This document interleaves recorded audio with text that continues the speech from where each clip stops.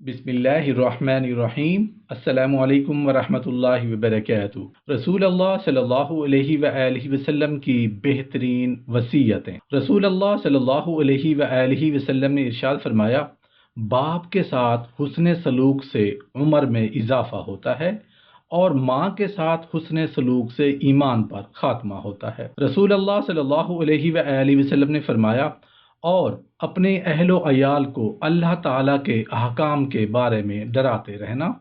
رسول اللہ صلی اللہ علیہ وآلہ وسلم نے فرمایا، والدین کی نافرمانی کبیرہ گناہوں میں سے ہے۔ رسول اللہ صلی اللہ علیہ وآلہ وسلم نے فرمایا، مساکین پر رحم کرنا اور ان کے ساتھ اٹھنا بیٹھنا۔ رسول اللہ صلی اللہ علیہ وآلہ وسلم نے فرمایا، ہمیشہ اپنے سے نیچے طبقہ کے لوگوں پر نگاہ رکھنا، مالداروں کو نہ جھانکنا۔ رسول اللہ صلی اللہ علیہ وآلہ وسلم نے فرمایا، رشتہ داروں کے ساتھ صلہ رحمی کرنا اور اگر وہ تم سے دوری اختیار کریں۔ رسول اللہ صلی اللہ علیہ وآلہ وسلم نے فرمایا، وہ ذلیل ہو جسے ماں باپ نے جنت میں داخل نہ کرایا۔ رسول اللہ صلی اللہ علیہ وآلہ وسلم نے فرمایا، فرما بردار اولاد کے لیے جنت کے اور نافرمان کے لیے دوزخ کے دروازے کھلے ہوتے ہیں۔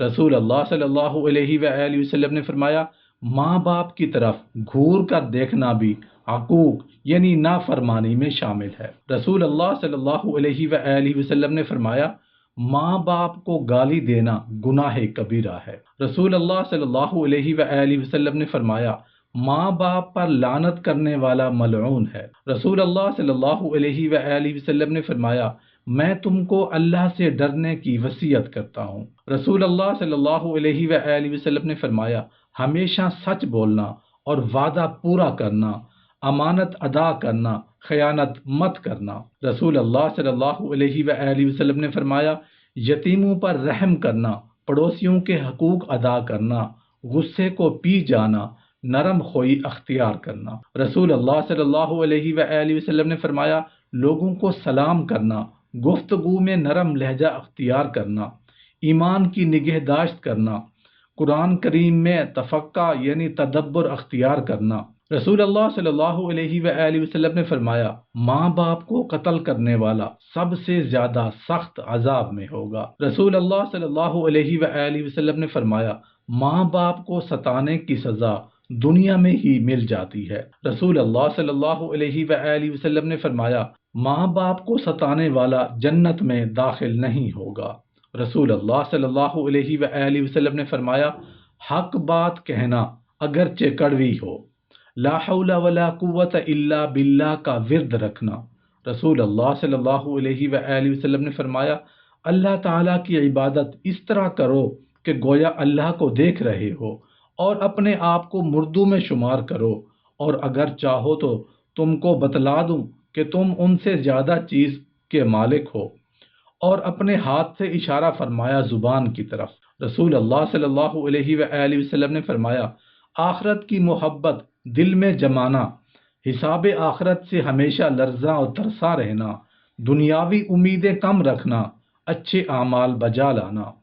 رسول اللہ صلی اللہ علیہ وآلہ وسلم نے فرمایا، میں تم کو اس سے روکتا ہوں کہ تم کسی مسلمان کو گالی دو، یا کسی سچے کو جھوٹا کہو، یا کسی جھوٹے کی تصدیق کرو، اور امام عادل کی نافرمانی کرو۔ رسول اللہ صلی اللہ علیہ وآلہ وسلم نے فرمایا، اللہ کا ذکر ہر شجر و حجر کے پاس کیا کرو، اور ہرگز کے ہر گناہ کے صدور کے وقت فوراً توبہ کر لیا کرو۔ رسول اللہ صلی اللہ علیہ وآلہ وسلم نے فرمایا، مخفی گناہ کی توبہ بھی خفیہ کرنا، اور اعلانیہ گناہ کی توبہ بھی اعلانیہ کرنا۔ رسول اللہ صلی اللہ علیہ وآلہ وسلم نے فرمایا، اللہ کے خوف کو دیدہ باطن میں بسانا، مریض و بیمار کی عیادت اور تیمارداری کرنا، ضعیف اور کمزور لوگوں کی ضرورت کو جلد سے جلد پورا کرنا۔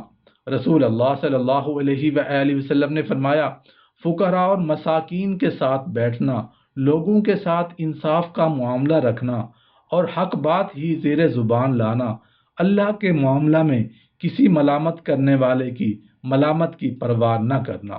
رسول اللہ صلی اللہ علیہ وآلہ وسلم نے فرمایا، اللہ تعالیٰ کے ساتھ کسی چیز کو شریک مت ٹھہرانا، اگرچہ تم کو قتل کر دیا جائے یا جلا دیا جائے۔ رسول اللہ صلی اللہ علیہ وآلہ وسلم نے فرمایا، والدین کو ہرگز نہ ستانا، اگرچہ وہ تجھے حکم دیں کہ اپنے اہل و عیال اور مال کو چھوڑ کر نکل جا۔ رسول اللہ صلی اللہ علیہ وآلہ وسلم نے فرمایا، فرض نماز ہرگز قصدن مت چھوڑنا، کیونکہ جس دن قصدن فرض نماز چھوڑ دی اس سے اللہ تعالیٰ کا ذمہ بری ہو گیا، وہ حق جل مجدہ کی امان و نگرانی سے نکل کر ہلاکت میں جا پڑا۔ رسول کریم صلی اللہ علیہ وآلہ وسلم نے فرمایا، شراب ہرگز مت پینا، کیونکہ وہ تمام تر بے حیائی کی جڑ ہے۔